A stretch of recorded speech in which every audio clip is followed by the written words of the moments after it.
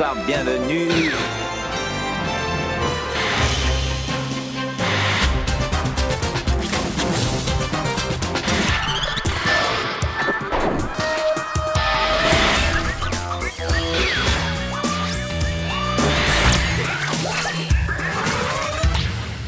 Bonsoir, au menu ce soir. Et rebonsoir. Alors, sans transition, l'état des routes. Pour le reste de la semaine, nous rejoignons tout de suite le commandant Sylvestre Stallone. Alors, commandant? Bonsoir, Patrick. Alors, beaucoup de morts à prévoir sur les routes, dans la nuit de mardi à mercredi, notamment sur l'autoroute Ahmed Ben Youssouf. Alors, évitez de prendre la route pour Kuwait City entre minuit et 7 heures. Partez plutôt à 10 heures du matin. Là, ce sera complètement désert. Merci, mon maman, merci. Bon, excusez-moi, je vous rappelle donc le titre principal de la soirée et surtout, pas de panique. Bien, alors je vous interromps, Serge Yves Mourouzi en direct de Riyad. Yves? Oui, Patrick, j'ai la réaction de l'état-major, donc les missiles ils ont envahi la nuit dernière, des missiles US olympiques et le suivant. Bien. Serge, une réaction sur ce que vient de nous dire Yves Mourouzi? Oui, c'est un con. Oui. War Game of the Gulf, nos deux candidats reviennent en 3e semaine. On retrouve Jean-Pierre Foucault. Alors, Georges et Saddam, vous êtes prêts? Une question difficile. Sur la frontière koweïtienne, vous repérez un char et... Attendez que j'ai fini de poser les questions. C'était un char américain, tant pis pour vous, Georges. Eh oui. Bon, alors, une question de chimie maintenant. Non, attendez, c'est pas la règle. Non, mais je vous en prie, vous n'avez pas le droit. Un seul coup. Je vous en prie. Arrêtez tout de suite. Sans transition, nous rejoignons maintenant la route du Golfe avec le commandant Stallone. Oui, Patrick, pour un compte-rendu des forces en présence sur le front du Koweït, alors ici, vous avez... Oh, merde, ça s'est pété la gueule. Oui, nous vous écoutons, commandant. Alors, attendez, là, il y a un rond jaune avec des traits autour au Koweït et un mouton sans tête en Irak. Bon, merci, commandant. Oui, Patrick, comme vous voyez là... Ah non, on ne voit rien du tout. Il y a des avions partout. Attendez, faut voir en dessous. Voilà. Non, on voit rien non plus. C'est pas fini, là en dessous, il y a les chars. Ah. Écoutez, non, on voit toujours rien. Mais il y a en dessous, c'est tous ceux qui sont enterrés. Ouais, c'est toujours aussi confus. Enfin, merci, mon commandant. Attendez, il y a encore ça en dessous. C'est le pétrole. Ah, oui, là, on voit de quoi il s'agit.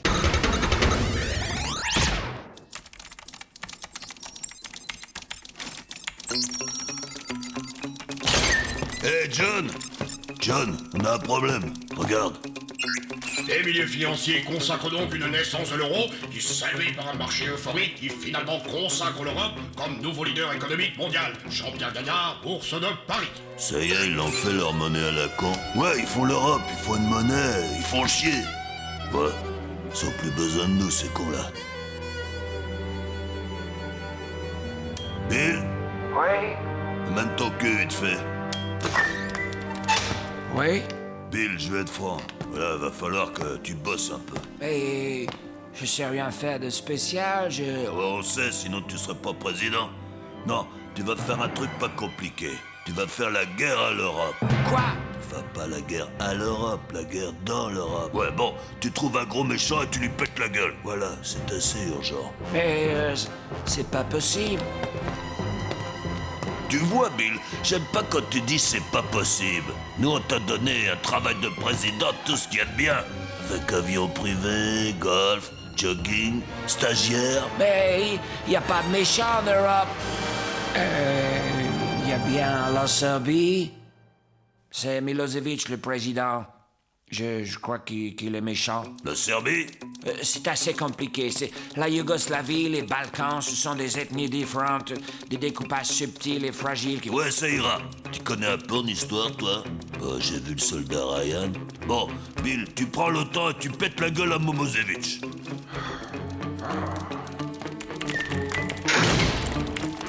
United States of America. Charles Everest. Bombardement. Jardin d'enfants.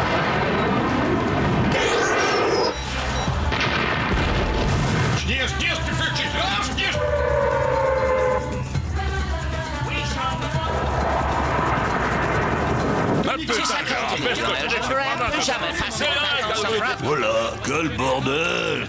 Ils nous feront moins chier avec leur Europe et leur euro, là. Ouais, on est là-bas pour 10 ans, moi.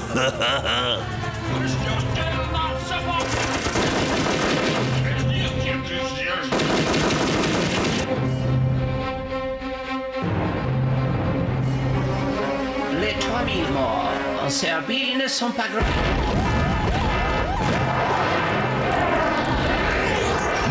Putain, qu'est-ce qu'il fout?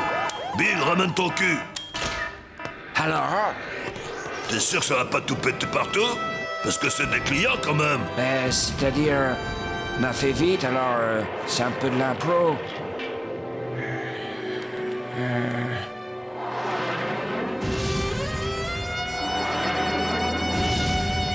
Bon, quand est-ce qu'on le change, Bill, déjà?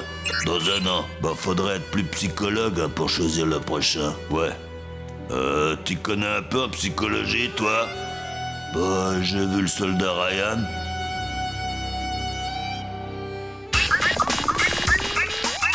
L'événement de ce lundi 11 novembre, c'est la guerre en Irak que les Américains préparent envers et contre tous. Non, mais je vous jure, il y en a à peine pour un mois. Hein. On y va à la fleur au fusil, et promis cette fois, c'est la der des der. On ne peut s'empêcher en effet de faire le parallèle entre la sale guerre qui se prépare en Irak et la sale guerre de 14-18. Celle-là aussi devait durer 3 mois et être la dernière de toutes les guerres. Ah non, c'est pas pareil, hein. Cette fois, les poilus, ils sont dans l'autre camp.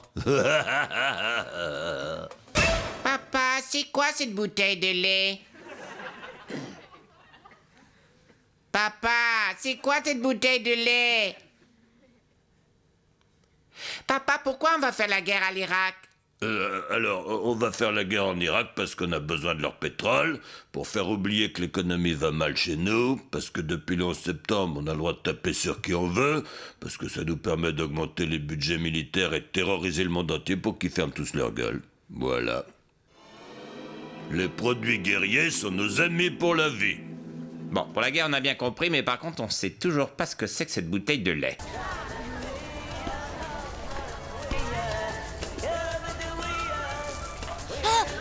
Papa, on peut jouer dans la rue. D'accord, mais ne vous éloignez pas trop. Merci, papa. Ils sont mignons.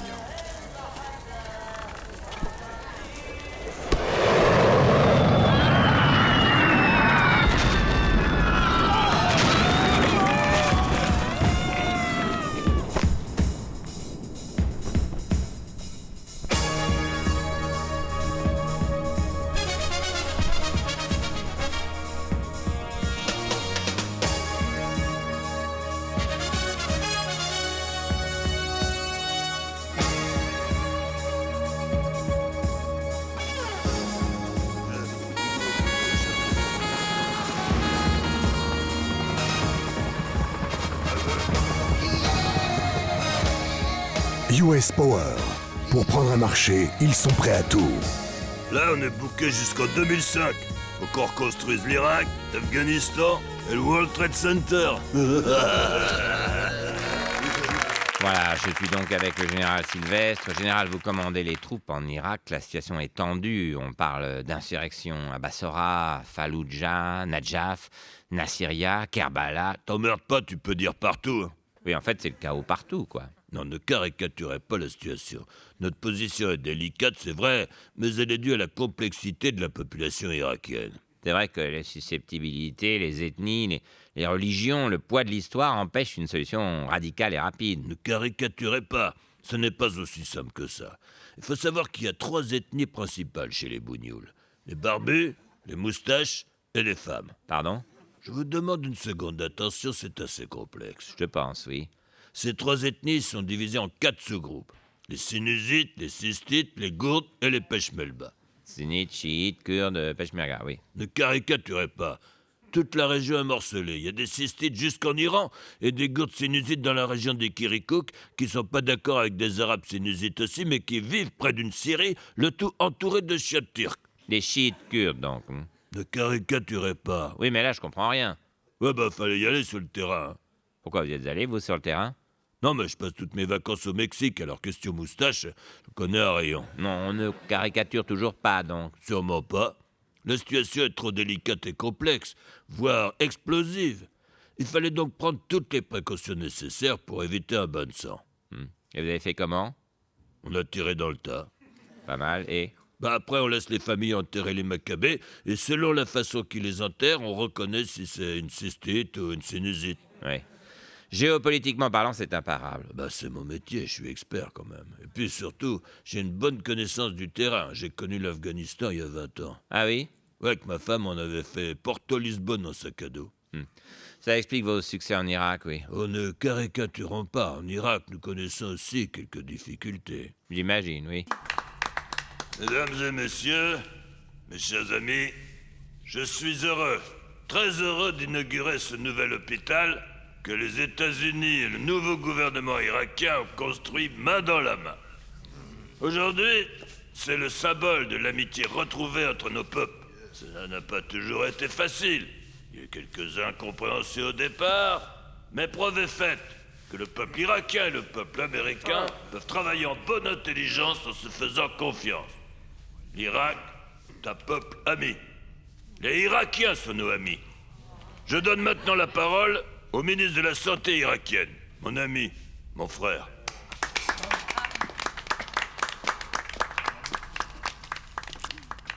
Merci, mon ami.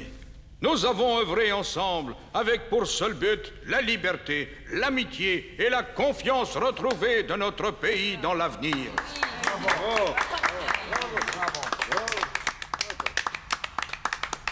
Nos amis américains nous ont aidés à...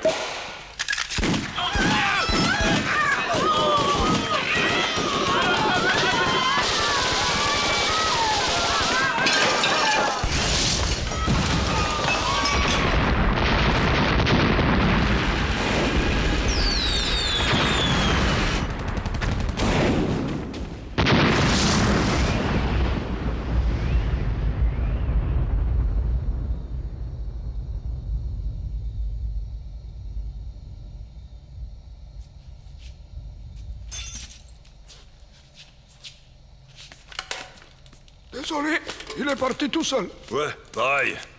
On est encore un peu tendu, là. Hein. Mais... Tiens, serre une coupe. Parce qu'ils ne boivent pas d'alcool, ces cons-là.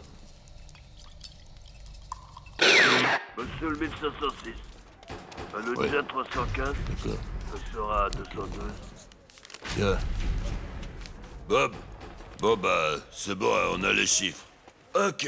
Alors, 4-3 que 9 en 9 sur un tiers 2. J'ai une bonne nouvelle pour toi, Mohamed. Tu viens d'être élu président d'Irak. Bravo, félicitations. Ouais, bravo, bravo. Merci, merci. C'est un grand honneur pour moi. Je voulais juste dire que je ferai tout pour me montrer digne de cette tâche et reconstruire mon pays, qui est un grand pays. Et d'ailleurs, je vais me mettre au travail dès maintenant. Bravo, bien. Nickel. Super président, hein. Ah, il a bien parlé. Mais avant, j'aimerais bien aller embrasser ma famille. Avec la campagne électorale, je les ai pas beaucoup vus ces derniers temps. Ouais, alors ça non, hein. On met pas les pieds dans le centre-ville en ce moment. Hein. Comment? Trop dangereux. Hier, on a encore perdu 2 gars. Ouais, t'embête pas avec ta famille, hein, si ça se trouve, ils sont morts, là. Mais... oh, alors, il me faudrait un bureau pour recevoir des candidats avant de composer mon gouvernement. Ouais, alors le bureau, oui, tu te mets là-bas. Mais pour les candidats, non. Comment ça? Ah ouais, ils sont loin. Hein. Monter une opération pour aller les chercher, faut compter un mois. Si ça se trouve, ils sont déjà morts. Non, mais le bureau, oui. Bon, j'attendrai. Mais je tiens à visiter les installations pétrolières pour voir leur état, savoir si elles sont opérationnelles dans le cadre de... Non, ça va, on s'en est occupé. Par contre, le bureau, oui. Je vois. Et me mettre à la fenêtre pour crier victoire, c'est possible? Ouais, ça, oui. Si tu tiens à être le président d'Irak le plus bref de l'histoire, oui, tu te mets à la fenêtre. Sinon, tu te mets à ton bureau. Alors, pourquoi avoir organisé ces élections si je ne peux rien faire? Je sers à rien ici. Non, faut pas dire ça, non. Messieurs, son Excellence le président d'Irak, libre et démocratique. Pose ça là, après tout, c'est ton bureau, hein. Ouais.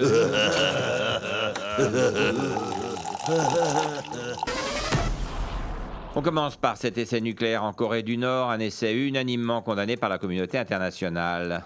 Putain, t'es naïf ou quoi? Arrête d'envoyer des messages, envoie l'armée. Non. Allez, s'il te plaît, une petite guerre, juste une. Non, on discute d'abord. Putain, mais cette fois, on a une bonne raison. Les Coréens, ils ont des armes de destruction massive et ils s'en servent. Non. Allez, t'inquiète pas, c'est la première guerre qui est dure, mais après, ça va tout seul. Tu sais, une fois que t'as découpé ton premier bonhomme... Je préfère discuter. Allez, une petite guerre, et je te dis qui a tué Marilyn Monroe. Personne n'a tué Marilyn, elle s'est suicidée. Putain, mais qu'est-ce qu'il est naïf.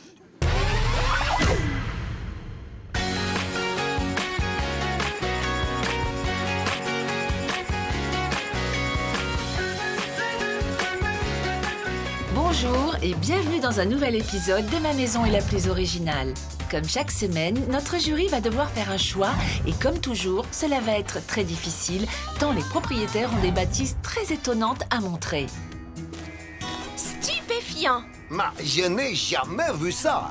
C'est intéressant, c'est sûr. Et là, un missile a ouvert totalement la salle à manger sur l'extérieur. Superbe! Ça fait un loft en fait.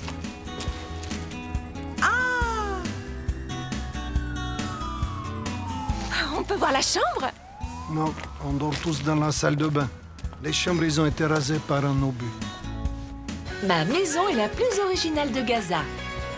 Une compétition qui s'avère cette semaine très serrée entre les candidats puisque Amina a elle aussi une bâtisse hors du commun à montrer au jury. C'est fou! C'est extraordinaire. Et comment vous avez fait? J'ai rien fait. Le bout a soufflé la table de la cuisine, ça l'a projeté au sommet du poteau qui tenait l'étage, et lui, il avait été détruit par un missile air-sol. Fabuleux! Du coup, ça vous abrite s'il pleut. Ou s'il y a trop de soleil. Dommage que ça abrite pas des missiles. Ma maison est la plus originale de Gaza, l'émission qui cartonne en ce moment à la télévision israélienne.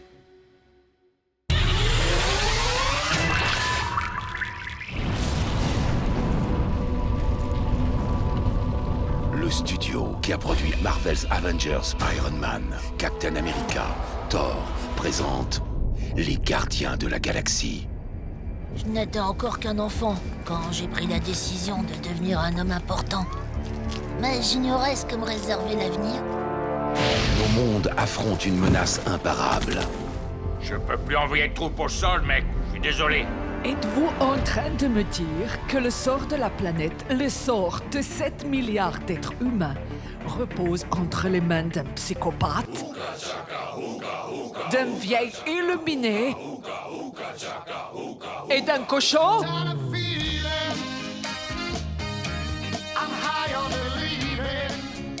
On va pas laisser ces islamistes mettre au pas des millions d'innocents. Tous les héros.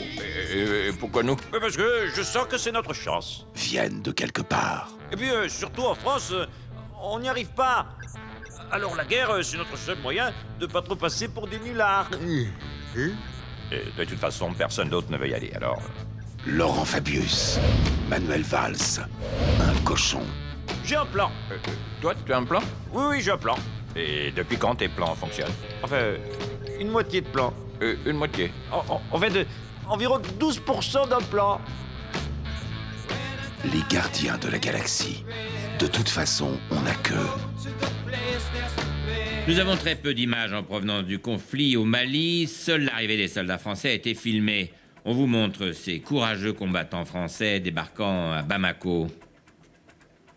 Non mais, Jean-Marie Le Pen, qu'est-ce que vous faites au Mali? Cette guerre, c'est le rêve absolu, n'est-ce pas? C'est le seul conflit où on peut tuer en même temps des Noirs et des Arabes. Intact, n'est-ce pas?